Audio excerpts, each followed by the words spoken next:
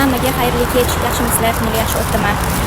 Biz singlim bilan Next'dan chiqib, peshqo'm Merik City'dan o'tib ketayotgan edik. Xalqlar do'stligining yonida bitta kichkina yosh bolacha o'tirgan ekan. Ota-onasi yo'q, yonida kichkina yo'q, o'tiribdi. Просто xalqlar do'stligining yonida. Anaqa gapirsam tushunmadi, inostraniец ekan, turk ekan. Keyin yo'q, nima hamma narsa so'rama, ota-ona qayerda, uni qayerda aytmasam, "Qora sen yur, men telefonim" desam, "Yo'q, inanmayman" dedi. Bizdan uzoqlashdi. Keyin qo'rqib ketdi, hozir qochib ketadi deb o'ylab, telefonim istarsan telefonimni ol, annam bobomni ara dedim. Keyin yo'q, sizga inanmayman dedi, ketdi.